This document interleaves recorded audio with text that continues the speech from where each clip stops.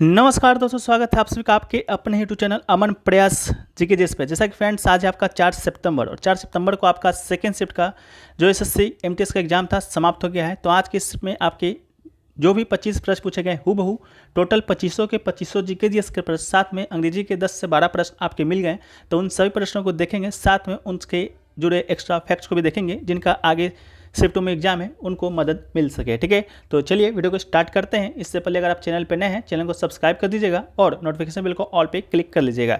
तो पहला जो प्रश्न आपसे पूछा गया था वो कि अफगानिस्तान का आधिकारिक भाषा क्या है। ठीक है, तो अफगानिस्तान की आधिकारिक भाषा की बात करेंगे तो आपके ऑप्शन में एक दारी दिया गया था जो कि ऑप्शन नंबर 4 पे दिया गया होगा, कोई भी दिया गया होगा लेकिन दारी दिया गया था जो कि आपका राइट आंसर था। ठीक है, अफगानिस्तान के आधिकारिक भाषा में दारी के साथ साथ जो पश्तो है ये भी दोस्तों आपका अफगानिस्तान का ही क्या है तो आधिकारिक भाषा है। इसके अलावा आपके ऑप्शन में एक सिंहली दिया गया था जो कि फ्रेंड्स आपका श्रीलंका का क्या था आधिकारिक भाषा है। एक आपका बर्मीज दिया गया था जो कि आपका म्यांमार का आधिकारिक भाषा है। ठीक है, इसके अलावा बांग्लादेश की आधिकारिक भाषा की बात करेंगे तो बंगाली हो जाएगा। पाकिस्तान की आधिकारिक भाषा की बात करेंगे तो आपका उर्दू हो जाएगा और नेपाल की आधिकारिक भाषा की बात करेंगे तो फ्रेंड्स आपका नेपाली हो जाएगा। ठीक है, तो अफगानिस्तान की आधिकारिक भाषा आपका क्या हो जाएगा, दारी, इसका राइट आंसर हो जाएगा। ठीक है, चलिए नेक्स्ट जो प्रश्न पूछा गया था आपसे वो पूछा गया था कि भारत में सेकंड जो प्रश्न पूछा गया था आपका कि आवर्तसानी के समूह 1 का वो तत्व बताना है जो कि हवा में जाने के साथ ही आपका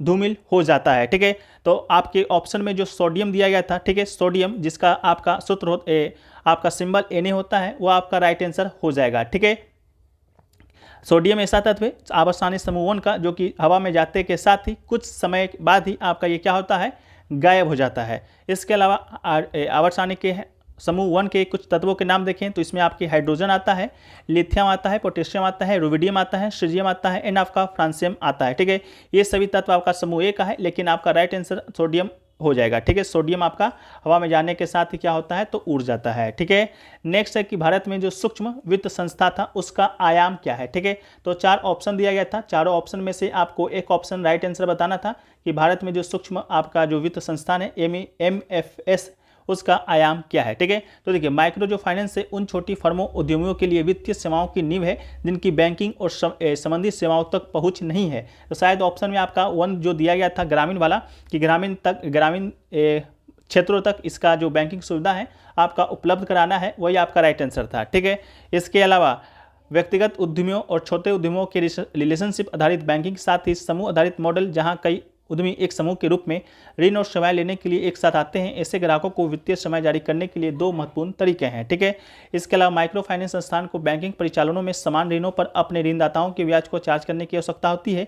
तो आपका राइट आंसर वही हो जाएगा, ए वाला, ग्रामीण बैंकों तक, ग्रामीण क्षेत्रों तक इसका पहुंच बताने वाला। ठीक है, चलिए नेक्स्ट क्वेश्चन जो पूछा गया कि गोवा और नोवा मंडी जो खदान है भारत के किस राज्य में स्थित है। ठीक है, तो गोवा और नोवा मंडी जो आपके खदान है वो फ्रेंड्स आपका किस राज्य में स्थित है, तो इसका जो राइट आंसर है वो फ्रेंड्स आपका हो जाएगा झारखंड। ठीक है, झारखंड आपका राइट आंसर हो जाएगा। नोवा मंडी जो आपका खदान है झारखंड के पश्चिम सिंहभूमि जिले में जगह है जो कि खनन और विश्व स्तर के हेमेटाइट लो अयस्क निर्यात के लिए प्रसिद्ध है। इसके अलावा नोवा मंडी क्षेत्र टाटा लो और इस्पात उद्योग के स्वामित्व में आता है। इसके अलावा और कुछ देखें तो रावघाट खदान जो कि आपका छत्तीसगढ़ में स्थित है। गुरु महिसानी जो आपका जो खदान है आपका उड़ीसा में, और कुंद्रेमुख लो अयस्क खदान आपका कर्नाटक में स्थित है। ठीक है, इन सभी को भी याद रख लीजिएगा। नेक्स्ट क्वेश्चन पूछा गया कि भारत ने किसे हराकर महिला जूनियर हॉकी एशिया कप का जो खिताब है आपका जीता है 2023 में। हालांकि ईयर का नाम है जो कि नहीं दिया गया था, फिर भी इसका जो राइट आंसर है आपका दक्षिण कोरिया राइट आंसर हो जाएगा। भारत ने दक्षिण कोरिया को 2-1 से हराकर पहली बार महिला जूनियर हॉकी विश्व का खिताब जीता था। इसका जो आयोजन है आपके जापान के काकामिगारा में हुआ था। इसके अलावा भारत ने फाइनल में चिर प्रतिद्वंदी अभी इसी साल, ठीक है, भारत ने फाइनल में चिर प्रतिद्वंदी जो पाकिस्तान का उसको हराकर पुरुषों के जूनियर एशिया कप हॉकी का भी खिताब अपने नाम किया था। ठीक है, इसको भी याद रखिएगा। नेक्स्ट है कि पानीपत की तीसरी लड़ाई आपका कब हुआ था, तो ये दोस्तों आपका 1761 में हुआ था। तो राइट आंसर आपका 1761 हो जाएगा। ठीक है, किसके किसके बीच हुआ था, तो पानीपत का जो तीसरी युद्ध है आपका मराठा और अहमद शाह अब्दाली के बीच आपका हुआ था। ठीक है, इस बात को याद रखिएगा। इसके अलावा पानीपत का पहला युद्ध बात करेंगे तो 1526 में हुआ था बाबर और इब्राहिम लोदी के बीच में, जिसमें बाबर विजेता बना था और मुगल साम्राज्य की स्थापना किया था भारत में। इसके अलावा द्वितीय युद्ध की बात करेंगे तो द्वितीय युद्ध आपका 1556 में हुआ था, जिस 40 वर्ष आपका जो अकबर है आपका मुगल समाज के गद्दी पर बैठा था उसी वर्ष हुआ था। हालांकि उसका जो नेतृत्व है आपका अकबर का जो सेनापति था बैरम खां कर रहा था, लेकिन किसके किसके बीच हुआ था, तो अकबर और आपके हेमू जिसे कि विक्रमादित्य के नाम से भी जानते हैं उसके बीच में हुआ था। तो ये तीनों युद्ध आपको याद रखना है। नेक्स्ट आपका है कि भारत के दोनों सदनों का जो चुनाव है आपका कौन करवाता है, ठीक है। तो निर्वाचन आयोग आपके ऑप्शन में दिया गया था जो कि आपका राइट आंसर था, ठीक है। भारत का 2 सदन है जैसा कि आपको मालूम होगा, लोकसभा और राज्यसभा। उन दोनों सदनों का जो चुनाव है आपका कौन करवाता है, तो निर्वाचन आयोग करवाता है, ठीक है। इसके अलावा निर्वाचन आयोग किस किस का चुनाव करवाता है, तो एक आपका तो लोकसभा हो गया, एक आपका राज्यसभा हो गया। इसके अलावा राज्य विधानसभाओं का भी चुनाव आपका निर्वाचन आयोग ही करवाता है। इसके अलावा राष्ट्रपति का चुनाव, उपराष्ट्रपति का चुनाव, ये भी आपका निर्वाचन आयोग कराता है। निर्वाचन आयोग की स्थापना की बात करेंगे तो 25 जनवरी 1950 को किया गया था। 25 जनवरी को राष्ट्रीय मतदाता दिवस में हम लोग मनाते हैं और इसका जो जिक्र है संविधान के भाग 15 में अनुच्छेद 324 से 329 तक में आपका भारतीय चुनाव आयोग का जिक्र किया गया है, ठीक है। इस बात को याद रखिएगा। इसके अलावा किस किस का चुनाव नहीं करवाता है, तो पंचायत का, मुखिया का, नगर पालिका का, ये सब का चुनाव आपका भारतीय चुनाव आयोग नहीं करवाकर आपका राज्य निर्वाचन आयोग है जो कि करवाता है। नेक्स्ट आपका है कि बुद्ध पूर्णिमा हिंदू कैलेंडर के अनुसार किस महीने में मनाया जाता है, तो हिंदू कैलेंडर के अनुसार वैशाख माह में, वैशाख माह में आपका गौतम बुद्ध का जन्म माना जाता है और बुद्ध पूर्णिमा इसी दिन मनाया जाता है, इसी माह में, ठीक है। नेक्स्ट आपका है गोविंद सागर या भाखल नागर जो परियोजना है आपका किस राज्य में स्थित है, ठीक है। तो राइट आंसर आपका हिमाचल प्रदेश हो जाएगा। गोविंद सागर झील हिमाचल प्रदेश के ऊना, बिलासपुर जिलों में स्थित एक जलाशय है। जलाशय सतलज नदी पर है, इसको याद रखिएगा। गुरु गोविंद सिंह के 10वें जो सिख गुरु थे उनके सम्मान में जाना जाता है और दुनिया का अधिकतम गुरुत्वाकर्षण में से एक आपका भाखड़ा नागल बांध अपनी सबसे निचले नींव से लगभग 225.5 मीटर ऊंचा है, ठीक है। इसको याद रखिएगा। इसके अलावा और भी कुछ आपके प्रमुख बांधों को देखें तो टिहरी बांध याद रखिएगा जो कि आपका उत्तराखंड में है। हीराकुंड बांध आपका उड़ीसा में है। सरदार सरोवर बांध आपका गुजरात में है। फरक्का बांध आपका पंजाब में है। उड़ी बांध आपका जम्मू कश्मीर में है। दुल हस्ते बांध आपका जम्मू कश्मीर में है। इसके अलावा सलाल बांध आपका जम्मू कश्मीर में है। बगलिहार बांध ये बहुत बार पूछा जाता है तो ये भी आपका जम्मू कश्मीर में ही है। इसके अलावा भाखड़ा नागल बांध हिमाचल प्रदेश और पंजाब में था, लेकिन ऑप्शन में आपको हिमाचल प्रदेश दिया गया था, पंजाब भी दिया गया था, लेकिन इसका राइट आंसर आपका हिमाचल प्रदेश ही होगा। इसके अलावा आपको क्या याद रखना है, धौलीगंगा बांध जो कि उत्तराखंड में है। रिहंद बांध याद रखिएगा उत्तर प्रदेश में है। इसके अलावा आपका तिलैया बांध याद रखिएगा जो कि झारखंड में है। इसके अलावा आपको बिशलपुर बांध जो कि राजस्थान में है। सभी बांधों का जो PDF है आपको मिल जाएगा, तो इसको चिंता लेने की बात नहीं है, अभी सिर्फ सुनते चलिएगा। इसके अलावा राणा प्रताप सागर बांध राजस्थान में है। जवाहर सागर बांध राजस्थान में है। गांधी सागर बांध की बात करेंगे तो मध्य प्रदेश में है। इंदिरा सागर बांध आपका मध्य प्रदेश में है। ओंकारेश्वर बांध आपका ये भी मध्य प्रदेश में ही है। इसके अलावा गुजरात में कौन कौन सा बांध है, तो गुजरात में आपका काकरपाड़ा बांध और उकाई बांध आपका गुजरात में है। महाराष्ट्र की बात करेंगे तो कोयना, उज्जैनी और जायकवाड़ी बांध आपका महाराष्ट्र में है। शिव समुद्रम आपका कर्नाटक में है। अलमाटी भी आपका कर्नाटक में है। तुंगभद्रा भी आपका कर्नाटक में है, ठीक है। इसके अलावा इडुक्की आपका केरल में है। इसके अलावा कलाई नाई बांध आपका तमिलनाडु में है, ठीक है। श्री सलम बांध आपका आंध्र प्रदेश में है। तो इन सभी इंपॉर्टेंट बांधों को याद रखिएगा, साथ में एक बार सभी को पढ़ लीजिएगा, PDF आपको टेलीग्राम पे मिल जाएगा। नेक्स्ट पुस्तक लिखा गया कि अनटचेबल जो पुस्तक है आपका उसके लेखक कौन है, ठीक है। तो अनटचेबल जो पुस्तक है उसके लेखक की बात करेंगे फ्रेंड्स, तो इसके जो लेखक हैं मुल्क राज आनंद आपका राइट आंसर हो जाएगा, जिन्होंने 1935 में ये प्रकाशित किया था। इनका पहला उपन्यास था। इसके बाद जो एक कुली उपन्यास है जो कि 1936 में प्रकाशित किया था, मुल्क राज आनंद का ही है। इसके अलावा two leaves and the word ये भी दोस्तों आपका मुल्क राज आनंद का ही उपन्यास है। नेक्स्ट क्वेश्चन पूछा गया कि स्वास्थ्य प्रतिरक्षा प्रणाली, कम प्रकाश में देखने की क्षमता और स्वस्थ त्वचा के लिए कौन सा विटामिन आपका आवश्यक होता है, तो विटामिन ए इसका राइट आंसर हो जाएगा, ठीक है। विटामिन ए जिसे कि दोस्तों हम लोग इसके कारण रतौंधी भी होता है, ठीक है। इसका जो कई कार्य जैसे कि भ्रूण के विकास में वृद्धि, प्रतिरक्षा प्रणाली के रख रखाव के लिए आवश्यक होता है। दृष्टि के लिए बात करेंगे तो यहाँ प्रोटीन ऑप्शन के साथ मिलकर रेडोप्सिन बनाता है और कम रोशनी और रंग दृष्टि दोनों के लिए आवश्यक प्रकाश अवशोषित अणु है। ठीक है, तो विटामिन ए इसका राइट आंसर हो जाएगा। नेक्स्ट है कि 2022 में कुचिपुड़ी नृत्य के लिए पद्मश्री का अवार्ड है, किसे दिया गया था? तो पद्मा रेड्डी, जो कि आपके ऑप्शन में दिया गया था, बिल्कुल राइट आंसर था। पद्मा रेड्डी को 2022 में पद्मश्री का अवार्ड दिया गया था और ये कुचिपुड़ी शास्त्रीय नृत्य से भी संबंधित है। यह सम्मान पाने वाली ये तेलंगाना की पहली व्यक्ति भी है। नेक्स्ट क्वेश्चन पूछा गया, शंभू महाराज का संबंध कथक के किस घराने से है? तो लखनऊ घराना आपका राइट आंसर हो जाएगा। शंभू महाराज, लक्ष्मण महाराज, बिरजू महाराज, इन सभी का जो संबंध है आपका कथक से है। कथक में भी आपका लखनऊ घराना से संबंधित है। ठीक है, वो भारतीय शास्त्रीय नृत्य शैली कथक के गुरु थे। कुछ प्रसिद्ध कथक जो है आपका भारतीय शास्त्रीय नृत्य के 8 प्रमुख रूपों में से एक है, जो कि उत्तर भारत, उत्तर प्रदेश के क्षेत्रों में किया जाता है। इसके अलावा कथक की बात करेंगे तो उनसे संबंधित और कौन कौन से महत्वपूर्ण व्यक्ति हैं? तो शंभू महाराज, सुंदर प्रसाद, वैजनाथ प्रसाद या लक्ष्मण महाराज भी कहते हैं, बिरजू महाराज, दमयंती जोशी, सीता देवी और सितारा देवी, गौरी शंकर देवीलाल, इन सभी का संबंध आपका किससे है? तो कथक से ही है। ठीक है, नेक्स्ट है कि नटवरी लोक नृत्य शैली किस शास्त्रीय नृत्य का अंग है? तो नटवरी है, जो कि दोस्तों आपका कथक शास्त्रीय नृत्य का क्या है? तो अंग है। तो इसका राइट आंसर आपका कथक क्या हो जाएगा? तो कथक हो जाएगा। ठीक है, नेक्स्ट पूछा गया कि का साध मस्ती या विजय उत्सव मणिपुर के किस जनजाति के द्वारा मनाया जाता है? तो ये आपका का साध मस्ती है, ये एंशिएंट वार डांस ऑफ खासी community perform by group of male dancer. ठीक है, तो खासी जनजाति इसका राइट आंसर आपका हो जाएगा। नेक्स्ट है कि पंडित रविशंकर कौन सा वाद्य यंत्र बजाते हैं? तो पंडित जो रविशंकर हैं वो दोस्तों आपके सितार वादक है, तो सितार बजाते हैं, तो राइट आंसर हो जाएगा। इनको 1919 में आपका भारत का सर्वोच्च नागरिक सम्मान भारत रत्न से भी सम्मानित किया गया था। न जाने हमने इसको कितने बार डिस्कस किया है। ठीक है, इसके अलावा कुछ अन्य वाद्य यंत्रों के प्रसिद्ध कलाकार को देखें तो सरोद से आपका अमजद अली खां, आशीष खां, राजीव तारानाथ, इन सभी का संबंध आपका सरोद वाद्य यंत्र है। संतूर की बात करेंगे तो शिव कुमार शर्मा, राहुल शर्मा, भजन सुपारी, इन सभी का संबंध आपके संतूर से है। सारंगी की बात करेंगे तो सुल्तान खां, पंडित राम नारायण, इसके अलावा सबरी खां, इन सभी का संबंध आपका सारंगी से है। साथ में आपके शकूर खां का भी संबंध आपका सारंगी वाद्य यंत्र से ही है। नेक्स्ट है कि बिरसा मुंडा अंतर्राष्ट्रीय हॉकी स्टेडियम है, जो कि किस राज्य में स्थित है?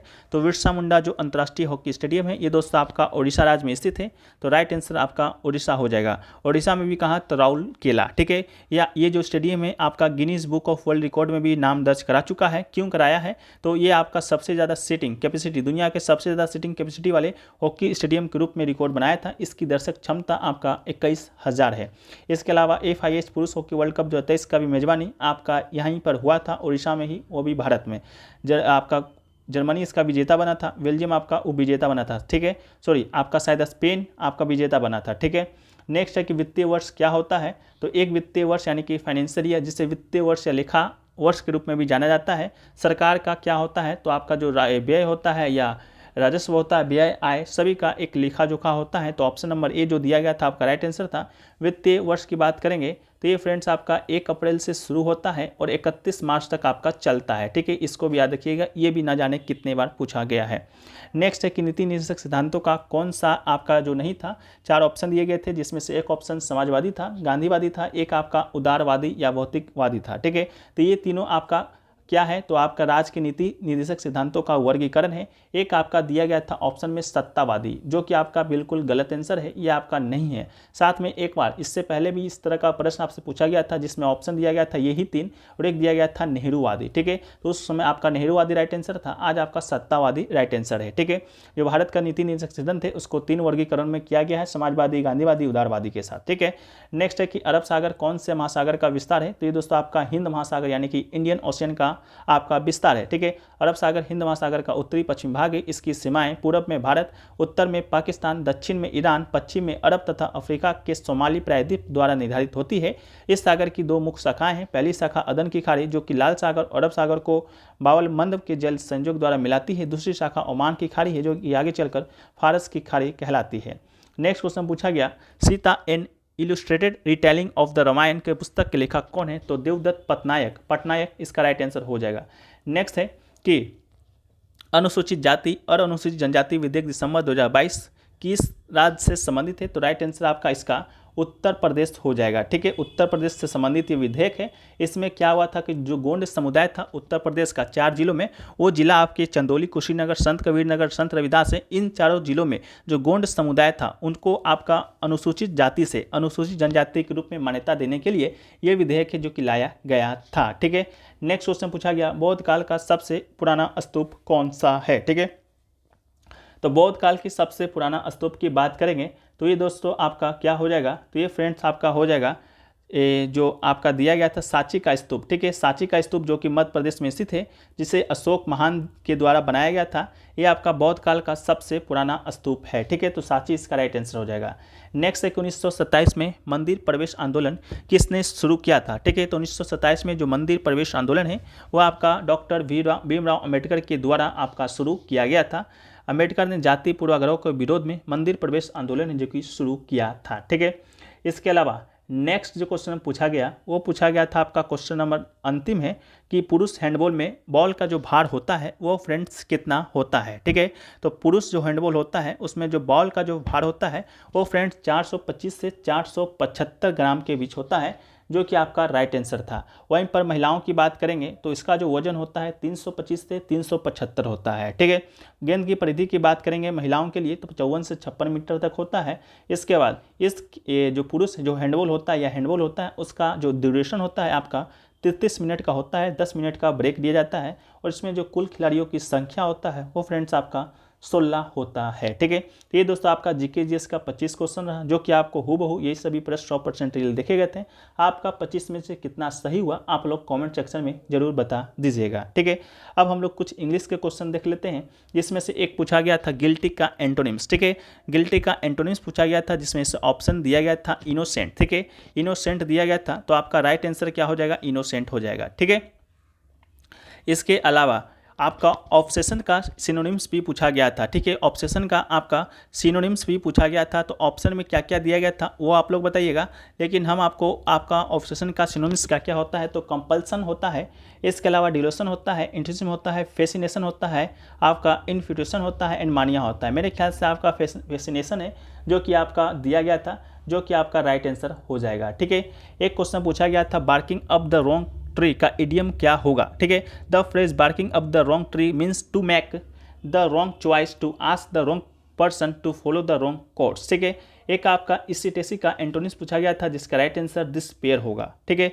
एक क्वेश्चन पूछा गया था एक क्रिएचर डिपेंड्स अपॉन अदर। ठीक है, उसका आपका वन वर्ड पूछा गया था, तो इसका राइट आंसर आपका पैरासाइट्स होगा। ठीक है, इसके अलावा एक आपका देखिए ये क्वेश्चनरी का आपका रॉन्ग वर्ड सब पूछा गया था, हालांकि क्वेश्चन में दिया गया था, इसका राइट मीनिंग पूछा गया था, तो QUSHION इसका आपका राइट मीनिंग होगा। एक फिलिंग द ब्लैंक्स पूछा गया था, जिसमें से आपको एक टीचर का शायद पूछा गया था, टीचर को जो गिफ्ट दिया जाता है वो डैश है, तो वो दोस्तों आपका सरप्राइजिंग है। ठीक है, एक आपका ट्री एंगुलर का भी आपका गलत वर्ड पूछा गया था, जिसका राइट आंसर ER ना होकर AR होगा। ठीक है, तो ट्री एंगुलर इसका हो जाएगा।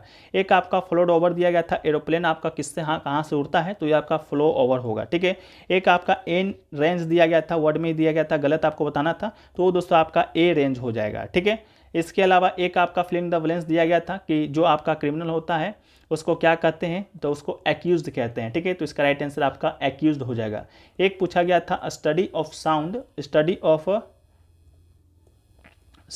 And sound waves. ठीक है, study of sound and sound waves का दोस्तों आपका पूछा गया था कि क्या होता है, एक वर्ड मीनिंग पूछा गया था, तो इसका राइट आंसर एकॉस्टिक इसका राइट आंसर हो जाएगा। ठीक है, तो ये सभी प्रश्न दोस्तों आपके आज के सेकंड सेट में पूछे गए थे, जो कि 100% रियल हैं एंड ऑथेंटिक प्रश्न है। ठीक है, आशा करते हैं आपको ये वीडियो पसंद आया होगा। वीडियो पसंद आया है तो वीडियो को लाइक कर दीजिएगा, चैनल पर नए होंगे चैनल को सब्सक्राइब कर दीजिएगा, PDF टेलीग्राम पर मिल जाएगा, लिंक डिस्क्रिप्शन में दिया गया है। जय हिंद।